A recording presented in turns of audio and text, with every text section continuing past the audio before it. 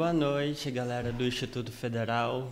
Sejam bem-vindos a mais um podcast. O tema de hoje vai ser racismo e preconceito. É o que a gente vai tentar entender hoje com a nossa entrevistada, Neuza de Brito, psicóloga e professora.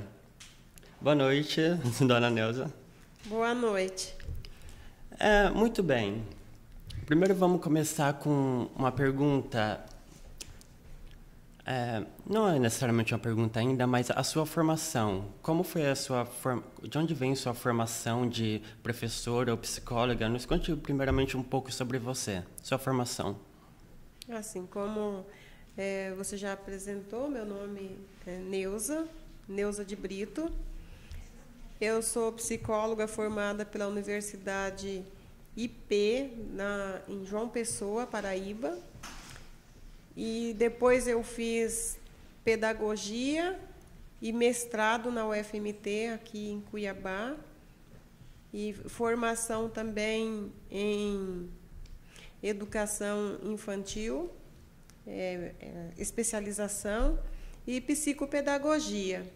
Então, foram essas as formações, além de cursos e assim leituras, né, que eu vejo necessário para trabalhar as questões do racismo. Muito bem. E eu também esqueci de apresentar minha colega Samara, que vai estar junto comigo fazendo essa entrevista. Muito bem, vamos então começar com a primeira pergunta, pode ser? Pode ser. A primeira pergunta que a gente separou para fazer: como foi sua infância no contexto da escola enquanto aluna negra? Porque a gente sabe que você é negra e se considera negra, com certeza. Aí a gente queria saber como que foi a escola, como foi a escola para você como aluna negra, como foi a sua experiência? Sim. Pois é, eu entrei na escola com 6 anos de idade. Eu sou paranaense, da cidade de Terra Roxa, no Paraná, e eu entrei na escola nos anos 70. Então, já faz um tempinho, né? E então, eu morava numa região de vários imigrantes, assim como a gente também. Então, nós tínhamos em volta muitos poloneses, italianos e alemães, né? Então, eu convivi junto com essas pessoas de cor bastante diferente, né, da gente. E na escola, então, foi assim. Não foi muito fácil, porque uma criança negra sem muito conhecimento do que vai encontrar lá na escola acaba sendo que um choque, né? Então, a gente eu brincava com várias crianças, mas eu comecei a perceber que todas as brincadeiras que envolviam grupos, sempre que eu era convidada para brincar, porque sempre tinha alguém que fazia as escolhas das brincadeiras, eu ficava de fora. Mas quando eu tinha a oportunidade de entrar na brincadeira, logo encontrava um motivo para me retirar da brincadeira. E sempre assim, com acusações de que eu tinha empurrado, de que alguma coisa tinha, né, um motivo para me afastar da brincadeira. E assim, em sala de aula, em relação aos professores, então o que eu notava? Que quando acontecia esses casos muito frequentes e visíveis, né, que estava ali posto a discriminação dos próprios alunos, o professor ou a professora ignorava, não tinham atitude para chamar a atenção do coleguinha que não poderia ser assim, né, que tinha que respeitar. Então, era uma raridade isso acontecer. Então, eu tive também no 2º ano uma professora negra. E hoje, fazendo uma avaliação assim, ela era tão negra quanto eu. Eu digo era porque ela já é falecida, né? Então, assim, eu acho que ela deveria ter passado em algum momento da vida dela essa experiência que eu passava. Porque eu percebia assim que ela não gostava, mas também não falava nada. Eu não sei se porque ela tinha receio de falar e os pais, né, a família daqueles alunos também assim, não, vamos Medo da dizer, reação deles. a reação, exatamente reação isso. deles. É isso aí, obrigada, né? Como eu disse para vocês que ali eram filhos de alemães, né? Eram filhos de italianos, de poloneses, né? Então, o que eu sofria, provavelmente a professora também sofria. Ah, muito bom. E isso se fala na sua época, né, que é muito, muito mais tempo atrás. E talvez isso aconteça até os tempos de hoje. Com certeza acontece, que a gente vê nas notícias. Ainda continua sendo muito comum, mas a gente já vai chegar lá. A próxima pergunta que a gente tem: quais são as consequências do racismo para o desenvolvimento de uma criança ou adolescente?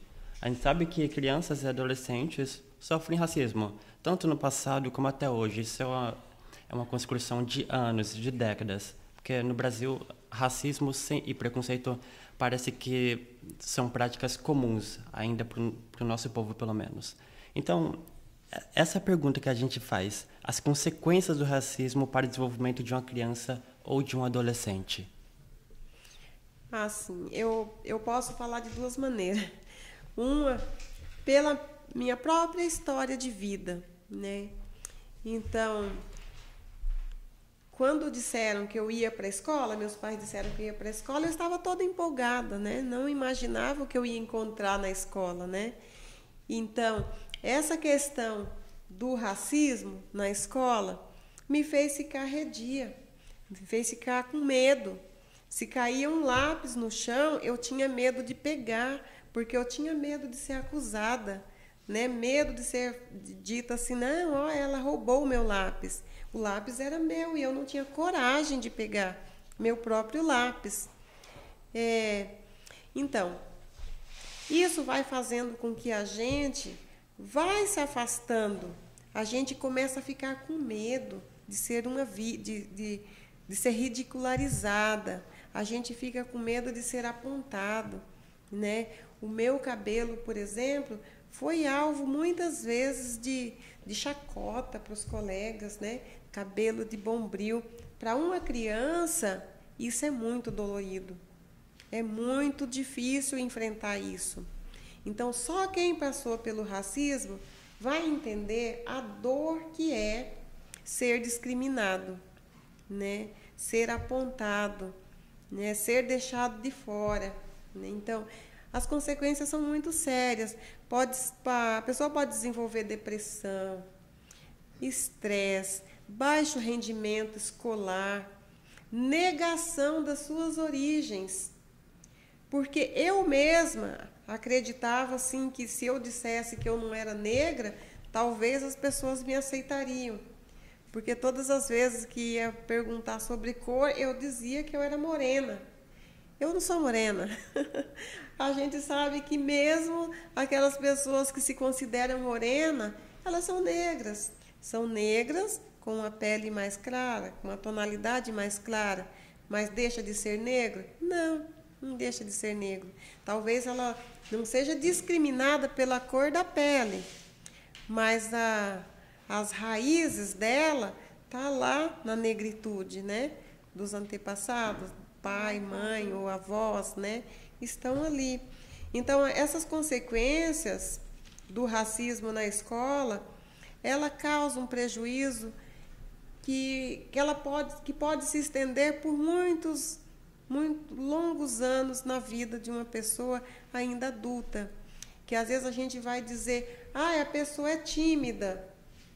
Mas não é uma tímida só porque assim, tenho vergonha de falar. Não.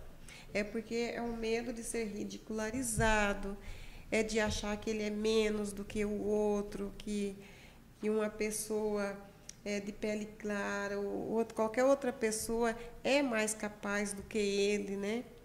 Então, ele vai evitar o sofrimento. Não é simplesmente porque eu não quero fazer, mas é por conta da experiência que ficou enraizado por conta do racismo, né? As piadas, né, envolvendo a questão de cabelo, de cor, né? E às vezes o negro, o indígena, eles são tratados como ignorantes, né? E como se o negro não tivesse capacidade para ser algo mais do que ser faxineira, né?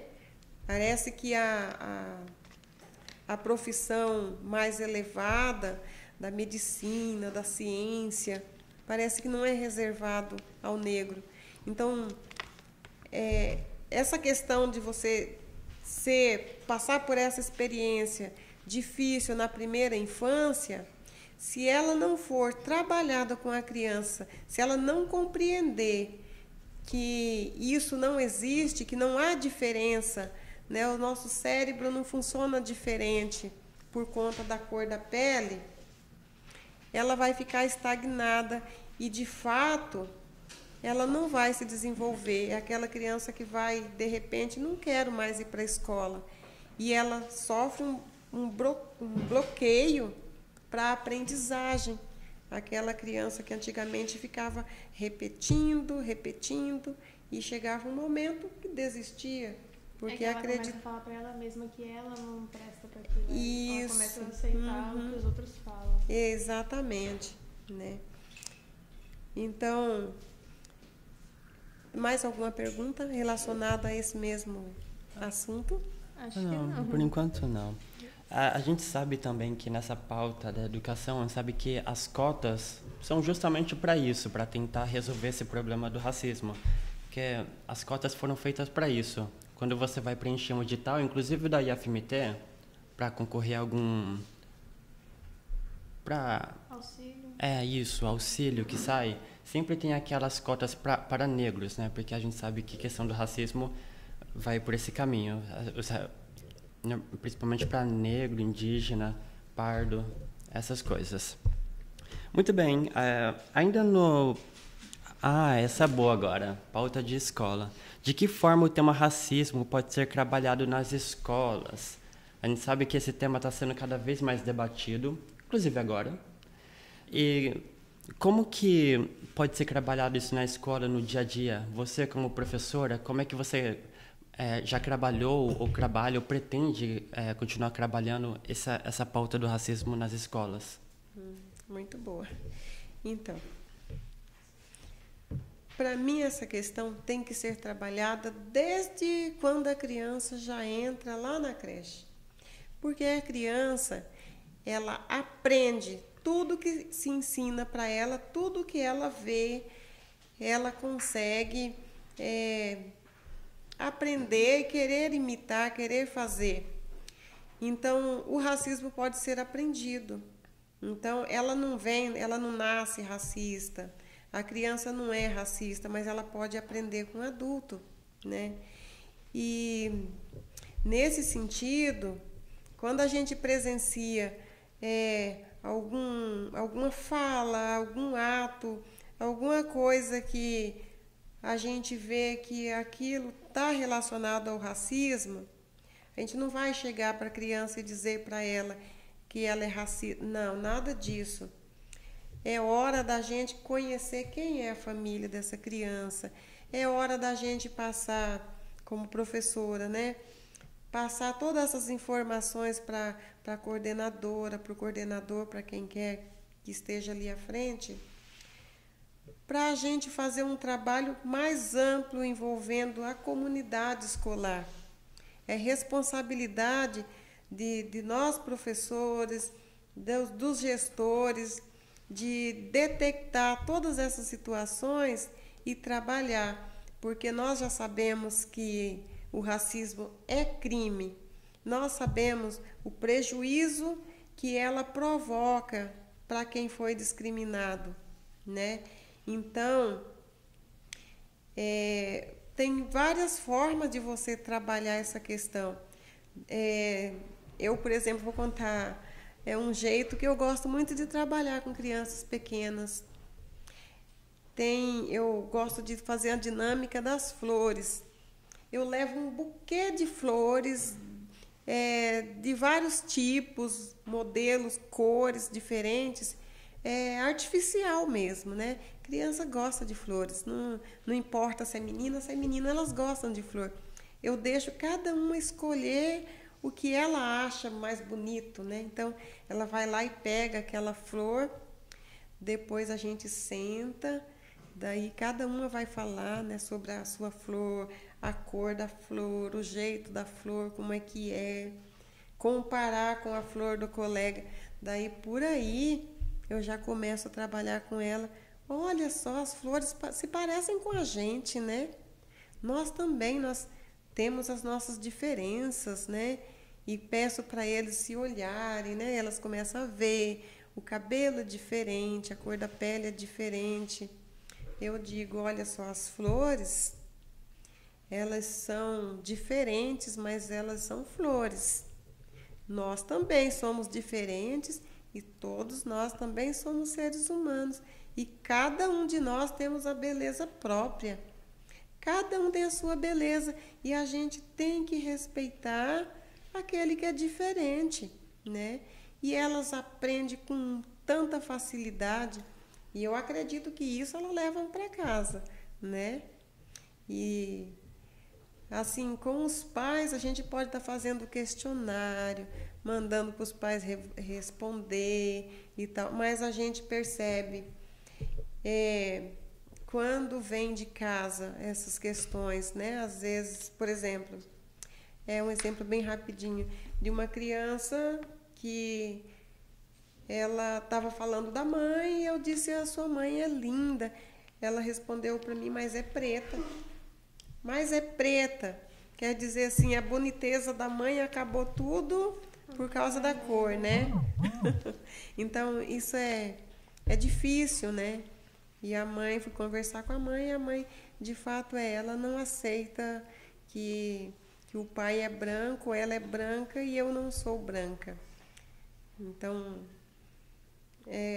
seria um trabalho mais profundo, né? Se tiver necessidade, se tiver um jeito de encaminhar para uma terapia, porque essa criança precisa trabalhar com a autoimagem e a aceitação, né, do diferente. Muito bom. É bom que ver que esse tema do racismo ele é trabalhado desde a tenridade até com as crianças, né? E não só com as crianças, mas também com os pais, para dar todo o apoio para as crianças precisam para ensinar elas o jeito certo de se agir, o melhor jeito moral de se agir, bons comportamentos. Sim. Agora, a última pergunta da minha pauta, o resto vai ficar com a Samara. A última pergunta da minha pauta é: o que você indicaria para alguém que sofreu e presenciou um caso de racismo? Ah, sim. Então, hoje em dia, a gente está mais tranquila em relação sobre o que fazer, né? Nós podemos ligar no 190, né, que é a polícia, fazer logo um chamado, uma denúncia, que de repente, às vezes, dá tempo até da polícia chegar no momento, né? Outra coisa, se for em algum estabelecimento, você vai poder ter provas que você tem ali as câmeras, né? Tentar envolver pessoas que estejam ali no momento para servir de testemunha sobre o fato ocorrido e não deixar de denunciar. Procurar uma delegacia e registrar boletim de ocorrência, porque não existe uma forma de você educar um racista a não ser desse jeito, porque você está correndo o risco de deixar que isso aconteça com uma outra pessoa, né? E hoje nós sabemos, é crime, isso está sendo bastante divulgado e as pessoas sabem que precisa respeitar. E quem não sabe precisa aprender. Sim. Exatamente. Muito bom. Agora é a vez da Samara. Agora eu vou fazer as últimas perguntas. O que você tem aí pra gente? Nos dias atuais, a gente sabe que ainda existe racismo, né? Bem evidente. Só que existe algum momento em que você se vê livre do racismo, assim, que você pensa, eu tô tranquila, não vou sofrer racismo hoje, eu tô bem. Que você se vê livre, assim, que você não vê que as pessoas estão te olhando com outros olhos, tipo, meu Deus. Não. É difícil ainda para mim, assim, não ficar desconfiada. Eu fico muito desconfiada ainda, porque assim, ninguém fala que é racista, ninguém fala que é preconceituoso. Você vê nas atitudes, às vezes, né? Por exemplo, você entra numa loja e você vê que entra outra pessoa, aí um atendente vai lá, conversa, mostra os móveis, e às vezes você entra, ninguém vem te atender, você entra e você sai e ninguém está nem aí para você, né? Ou às vezes a gente ser até tratada mal. Você entrar no estabelecimento para comprar, né, algum produto e às vezes você se interessar por um determinado objeto e a pessoa te encaminhar para um outro setor onde é mais barato, né? Assim, achar que pelo fato da gente ser negro não tem condição de comprar o objeto que você está ali olhando, que está interessado. Complicada essa situação. Eles olham para você e ficam, não tem dinheiro, ralé, sim, classe baixa, desse jeito mesmo. E para finalizar, a última pergunta, você acha que algum dia essa luta contra o racismo vai acabar? A luta não pode acabar.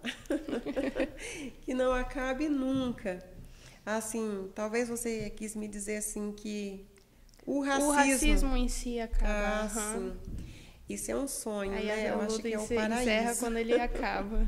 Seria o paraíso, é tudo que a gente precisa para a gente viver numa sociedade que respeite, uma sociedade que inclua, né, todas as pessoas indiferente de religião, de política, de cor, né, nada disso. Mas parece quase que uma utopia, porque essa questão do racismo, da discriminação, ela é tão antiga que cada vez mais vem se aprimorando as leis para poder combater, né, essa questão do racismo, do preconceito. Agora, por último, foi acrescentado na lei que a injúria também passa a ser crime, porque a injúria é quando alguém ofende a minha pessoa,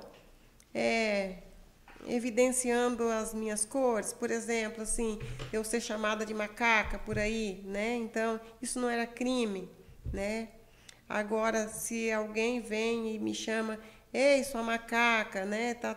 Então, como já está se acostumado a associação do macaco à pessoa negra, então isso pode ser considerado crime, né?